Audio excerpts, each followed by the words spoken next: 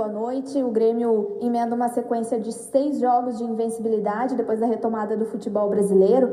Mas eu queria que tu falasse a respeito da atuação do Grêmio hoje com o PP pelo lado esquerdo, substituindo o Everton. Ele que na saída de campo falou que trocou uma ideia ontem com o Everton. Queria que tu falasse sobre a atuação e a avaliação desse jogador, assim como a atuação do Grêmio como um todo, hoje com o Isaac substituindo o Jean-Pierre e com o Lucas Silva na do Matheus Henrique. Jéssica Maldonado, da Grêmio Rádio Umbro.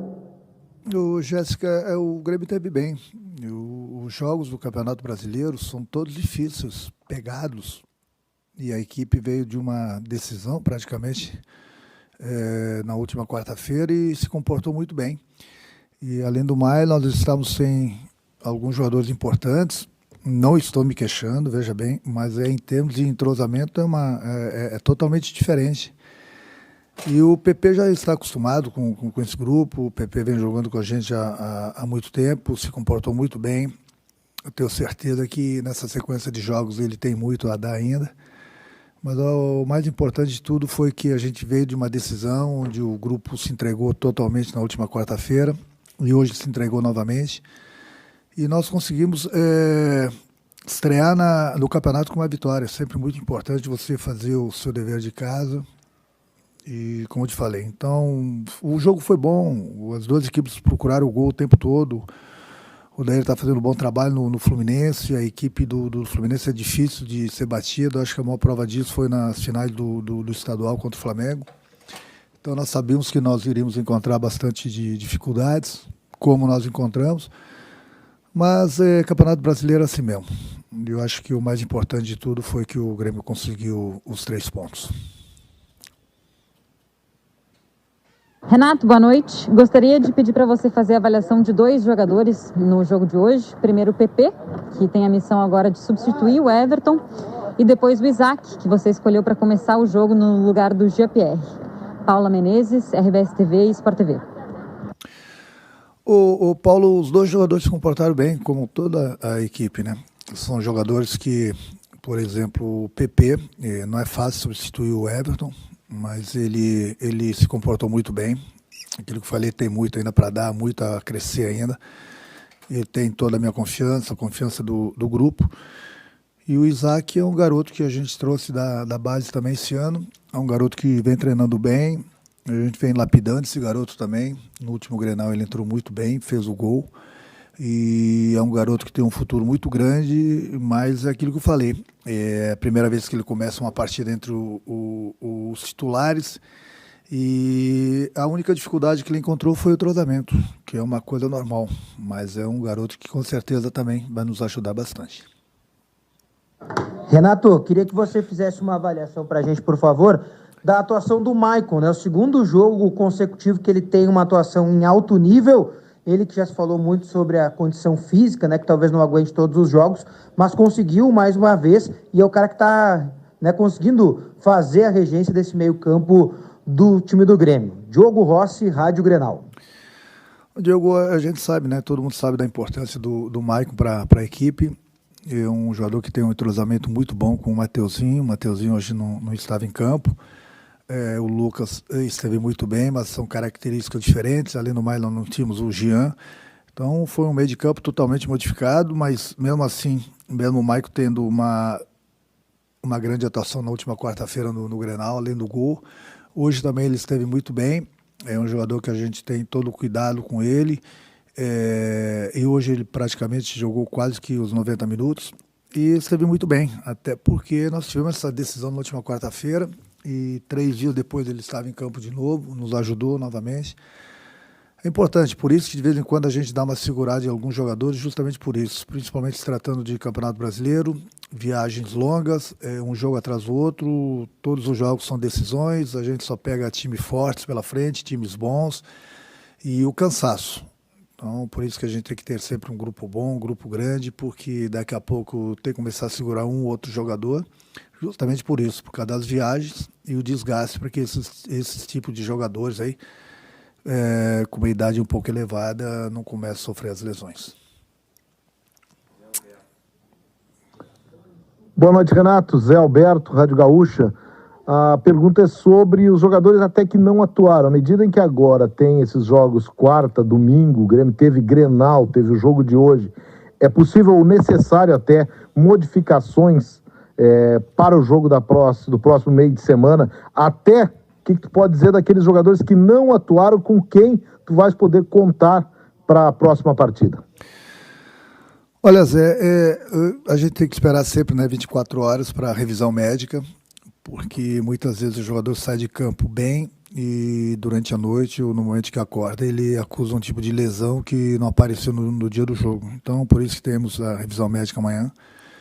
Vamos conversar com alguns jogadores mesmo que não tenham tido lesão para saber das condições físicas, justamente aquilo que eu falei, viagem longa, um jogo atrás do outro, o desgaste é muito grande em todos os jogos. A gente vem de uma decisão importantíssima na última quarta-feira, hoje foi mais uma decisão. Então amanhã na revisão médica eu vou conversar com todos eles, saber das reais condições e também desses jogadores que estão entregues ao departamento médico. No caso é o Vitor, o próprio Mateuzinho, conversar com os médicos e o próprio Jean, que está passando por esse problema particular aí, conversar com eles e aí sim, a partir da manhã eu começo a definir a lista de jogadores que viajam para Fortaleza. Renato, boa noite. Eu gostaria de te perguntar sobre esse início de Campeonato Brasileiro que tende a ser muito conturbado, com jogos que não aconteceram nesta rodada, inclusive a situação que a gente acompanhou em Goiânia com a anulação ou cancelamento de Goiás e São Paulo por conta de exames e a confusão também nos resultados desses exames. Você acha que isso vai atrapalhar demais esse início de Campeonato Brasileiro, ô Renato? Jason Lisboa, Rádio Guaíba. Olha, Jason, a gente está passando uma dificuldade muito grande, né? O mundo todo, né? Com essa pandemia. Infelizmente apareceu esse problema aí, hoje do jogo do Goiás com São Paulo. A gente torce que não aconteça mais, mas infelizmente eu acredito que vão acontecer novos problemas justamente por isso, porque a cada jogo o treinador e comissão técnica e jogadores precisam fazer o exame, e esse exame ele é muito chato mesmo, e as críticas já vão começar a aparecer, porque não é fácil fazer esse exame aí não, e aí a cada 3 dias vai ter esse exame. A CBF quer todos os exames no Rio, e aí de repente muitos jogos não vai dar tempo, e se tiver uma zebra como deu hoje lá com Goiás, é difícil de falar se vai ter o jogo ou não. Mas esse não é um problema meu, é um problema da diretoria do clube, juntamente com a CBF. Infelizmente ninguém quer esse tipo de problema, mas foi um problema de última hora. Mas o que eu quero falar é que novos problemas nós vamos ter, desse tipo e outros tipos. Porque não é fácil você fazer um campeonato brasileiro e a cada 3 dias ter jogos, viagens, exames. Às vezes o exame demora um pouquinho para sair o resultado, às vezes você precisa fazer a contraprova, enfim. Se você jogasse somente nos finais de semana, seria bem mais tranquilo, mas um jogo a cada 3 dias, realmente, vamos ter problema. E eu acho que é importante todo mundo ter essa compreensão, né? Não adianta sair atirando, não adianta sair criticando todo mundo, porque os problemas vão aparecer. A gente está vivendo um novo momento. Então, esses problemas aí pode ter certeza que no longo do campeonato vão aparecer, não vão ser poucos não, pode anotar isso aí. São muitos problemas, e aí tem que ter a compreensão e tem que ter o bom senso também. Renato, hoje mais uma vez a gente teve o gol do Diego Souza decidindo a partida e mostrando a importância do Grêmio ter um centroavante. Eu queria abordar contigo a importância do Grêmio ter um jogador reserva para essa função, já que não tem essa característica no elenco. E te perguntar também sobre o Everaldo, atacante que foi formado no Grêmio, que está hoje no futebol japonês. Qual é a tua análise sobre esse jogador que interessa ao Grêmio? E queria saber se ele te interessa também. Taigor Jank, da Bandeirantes. Olha, Taigo, infelizmente no futebol sempre tem as pessoas que não adianta, né? E é o trabalho de vocês de informarem, mas infelizmente tem as notícias que saem dentro do clube, coisas que não deveriam, né? Então as pessoas gostam de falar, né? Então são coisas que não deveriam sair daqui de dentro. Você falou do Diego, e falou do Everaldo. Eu já falei para vocês que a gente precisa de mais uns 2, 3 atacantes. Então, sempre com os pés no chão, a gente tem procurado esses atacantes. É um atacante que eu havia pensado nele ainda no final do ano passado, até porque ele foi destaque do Campeonato Brasileiro, jogando pela Chapecoense ano passado, fez muitos gols. E esse ano ele tá no Japão e não é fácil, no momento que um jogador desse foi vendido por uma quantia relativamente boa, você buscar esse jogador. É aquilo que eu falo, é difícil de competir com o pessoal lá fora. Mas a gente vai continuar buscando, e eu espero que as pessoas, seja elas quais forem, fechem a boca, né? Porque é aquilo que eu falo. Se tiver que dar notícia, que dê o treinador então, porque no momento que você pede por A, B ou C, e as notícias começam a sair, esse jogador fica muito mais valorizado. Então acho que o segredo da coisa é fazer a coisa em silêncio, né? Mas tem gente que não adianta, coça demais a língua. Mas vamos continuar buscando aí atacantes. A gente sabe que a gente precisa, até porque praticamente ali de área a gente só tem o Diego. E é importante a gente buscar, não só de área, mas pelo lado também, né? Principalmente agora com a saída do André, com a saída do Everton. Então a gente precisa repor, porque o Campeonato Brasileiro é um campeonato longo, um campeonato difícil. Temos Copa do Brasil, temos Libertadores. E a gente precisa de reforço sim, até porque até então só saíram. E é necessário a gente buscar para que lá na frente a gente não sinta a falta desses jogadores. Ô Renato, fala um pouquinho mais sobre esse episódio aí do Goiás e São Paulo, porque o protocolo da CBF, ele não obriga todos os envolvidos a testarem para a Covid-19. Isso gera uma preocupação em vocês?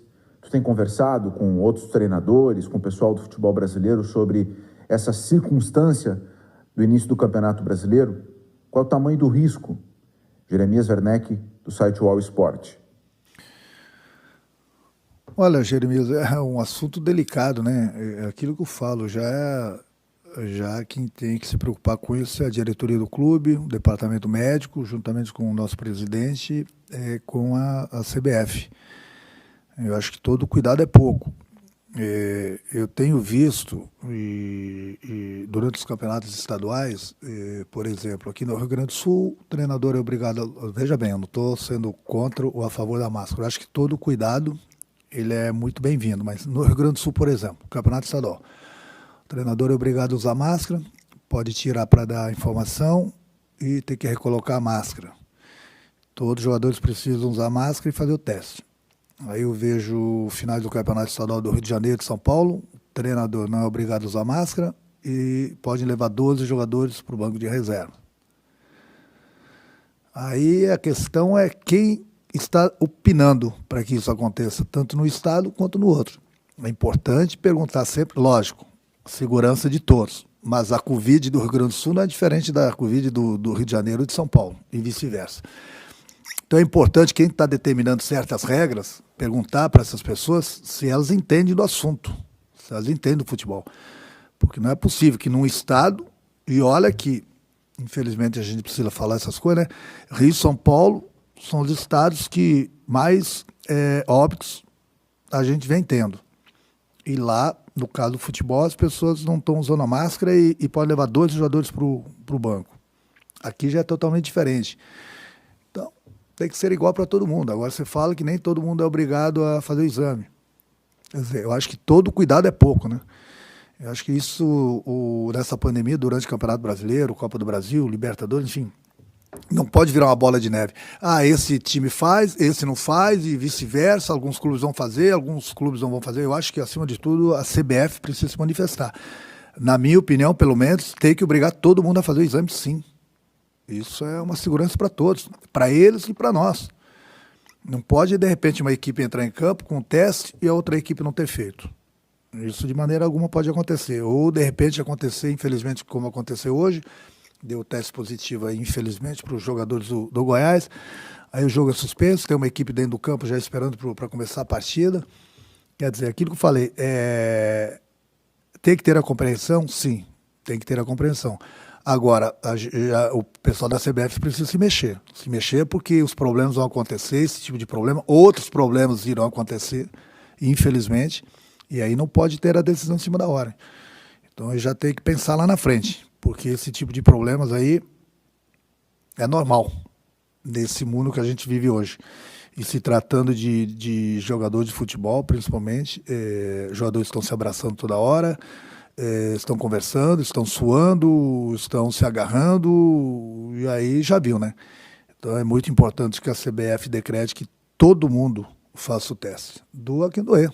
Não podemos, de repente, achar que é normal uma equipe, porque fez o exame há 3 dias atrás, que não precisa fazer novos exames para a próxima partida.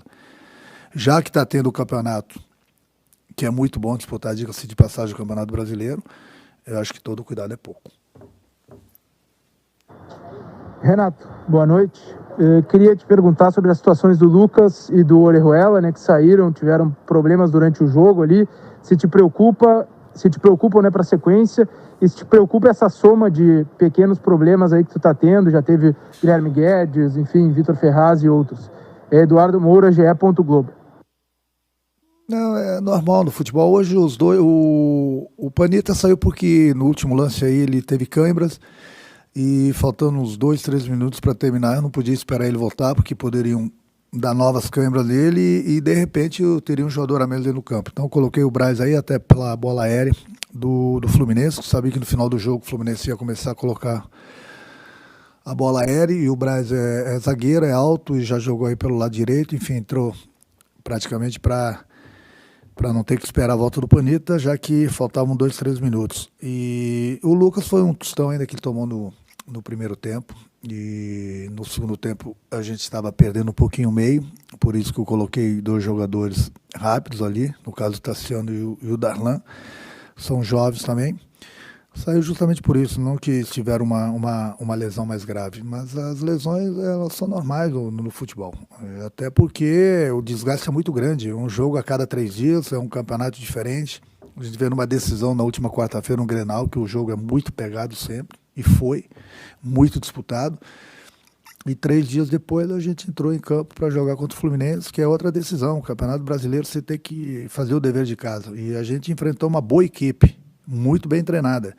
Então a gente se comportou bem, mas o jogo do futebol é muito contato, é o tempo todo, muito treinamento, muitas viagens, o desgaste é muito grande. É por isso que é importante você ter sempre um grupo bom, um grupo grande, porque muitos problemas acontecem. É lesão, é cartão, é suspensão, é mudança na parte tática, enfim, é por isso que tem que ter sempre bastante jogadores no grupo. Renato, boa noite. Pergunta sobre o Thiago Neves, que hoje entrou em campo depois de muito tempo. Ele não jogava, inclusive, antes da parada. Queria saber como está a condição física do Thiago Neves, uma avaliação do desempenho dele e se você, inclusive, consegue vislumbrar aí até uma possível titularidade, um espaço para o Thiago Neves no time titular do Grêmio. Vitor La Regina, RBS TV.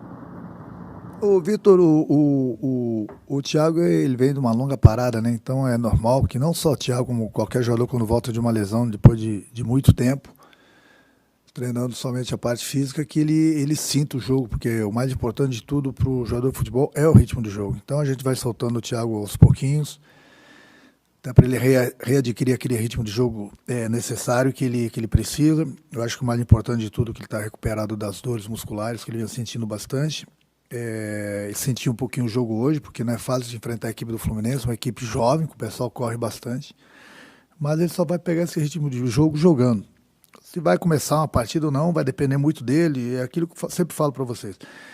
São várias competições que vão começar e o desgaste é muito grande e tem espaço para todo mundo. Toda hora a gente vai precisar mudar a equipe, dificilmente a gente vai conseguir repetir os mesmos 11 jogadores e o jogador tem que estar preparado. E isso serve também para o Thiago.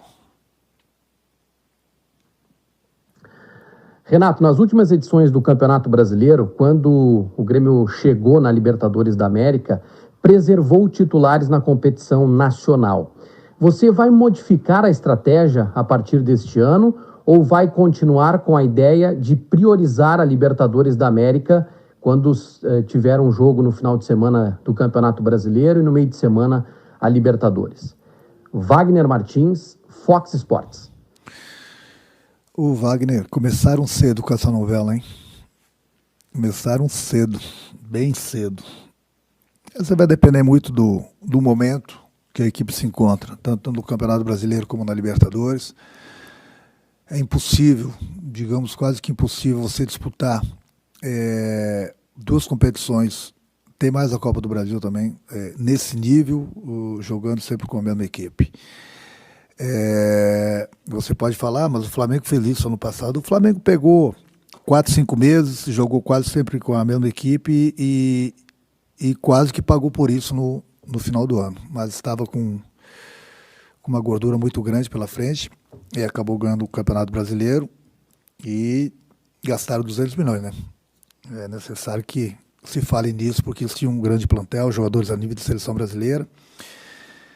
E deu certo como poderia ter dado errado, mas os outros clubes não têm o grupo forte que o Flamengo tem, que o dinheiro que o Flamengo tem. Então a gente tem que tomar muito cuidado com isso, porque daqui a pouco aquilo que eu falo para vocês, quem muito quer, nada tem. Mas é um assunto para se pensar lá na frente. A gente vai ver o momento da equipe, o que está acontecendo no Campeonato Brasileiro, o que a gente vai precisar na Libertadores, enfim. Deixa eu quebrar a minha cabeça lá na frente, mas mais ou menos já vou adiantando para vocês. Vocês me conhecem bem, sabem da maneira que eu trabalho. E gozado que não é só o Renato que trabalha assim, não. Digamos assim que praticamente todas as equipes do futebol brasileiro. O ano passado, o Flamengo fez um pouco diferente. Deu certo. Pode dar certo de novo para alguma equipe? Pode. Mas é um preço muito alto que se paga. Boa noite, Renato. Tudo bem? Sobre o seu comando, o Grêmio conquistou diversos títulos e realizou boas campanhas em campeonatos brasileiros. Mas o título dessa competição, ele ainda não veio. Eu gostaria que você me falasse a respeito dessa situação e o que você projeta para o Grêmio nessa temporada de 2020, disputando essa competição. Felipe Bueno, Record TV. Olha, Felipe, o Grêmio entra nas competições para vencer.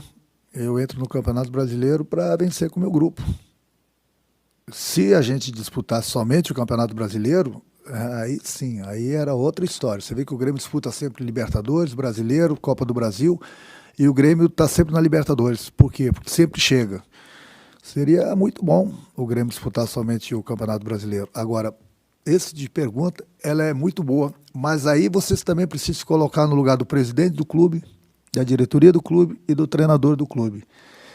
Será que essas competições tão fortes quanto, por exemplo, Libertadores e Copa do Brasil, as equipes, os grandes clubes vão deixar de lado, não vão querer ganhar, para ir somente no Campeonato Brasileiro?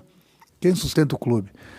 Uma passagem de fase de Copa do Brasil, de Libertadores, é muito alta financeiramente para o clube. Então você não pode deixar de correr atrás. O Campeonato Brasileiro ele é tão importante quanto a Libertadores e a Copa do Brasil. Agora, um grande clube como o Grêmio, por exemplo, que disputa as 3 competições, não é nada fácil. Não é nada fácil. Então você não pode...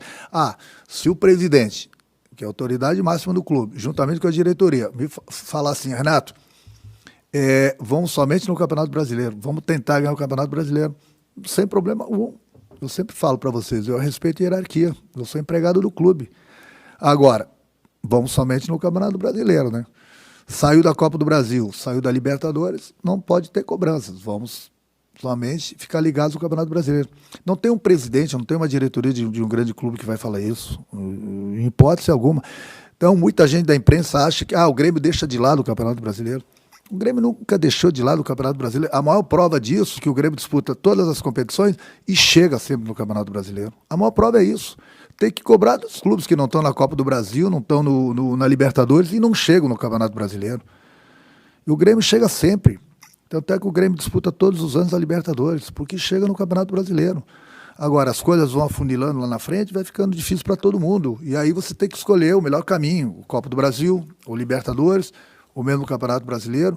Mas a gente sempre briga para ganhar todas.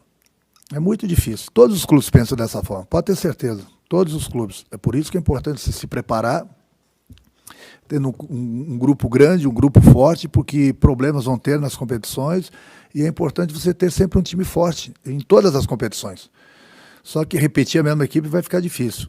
Eu volto a falar, o Grêmio não tem o dinheiro que o Flamengo tem, o Grêmio não tem o plantel que o Flamengo tem. Então fica um pouco mais difícil para a gente. Mas mesmo assim o Grêmio chega sempre. E esse ano não vai ser diferente. Agora, volto a repetir para vocês, a hierarquia do clube. Se a ordem vier de cima, sem problema algum. Eu sempre busco o melhor para o clube, em todas as competições. Agora, muita gente acha que o Grêmio deixa o Campeonato Brasileiro de lado. Não deixa, não. Não deixa, não. E volto a repetir. Uma passagem de Copa do Brasil para uma outra fase, principalmente o Grêmio, que entra nas oitavas, uma passagem de Libertadores para a próxima fase, tem que botar no papel também. E o clube também precisa do dinheiro. Então é muito fácil criticar, o Grêmio não quer disputar o Campeonato Brasileiro, que é uma mentira. O Grêmio disputa o Campeonato Brasileiro também, sim. Só que uma passagem de fase para o clube, é isso que tem que levar em consideração também.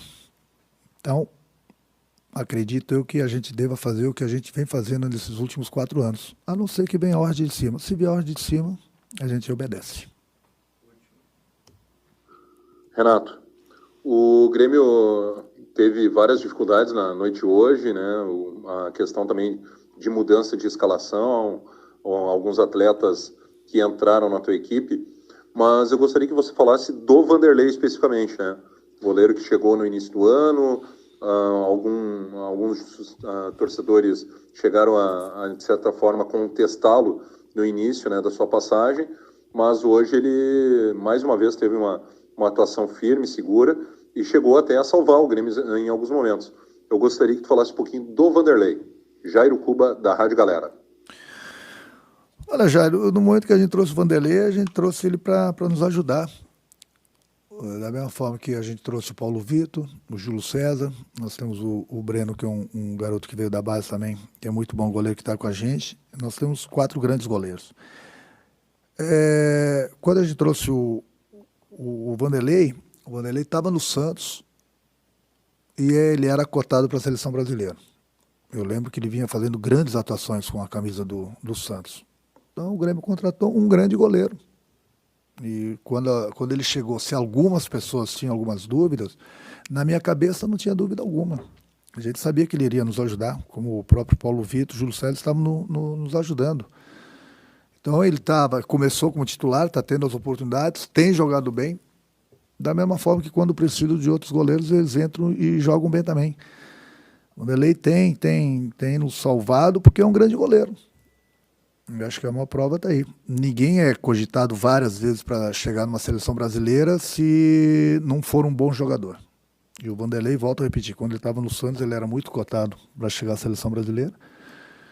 E o Grêmio trouxe um grande goleiro. Obrigado, Renato. Obrigado a todos.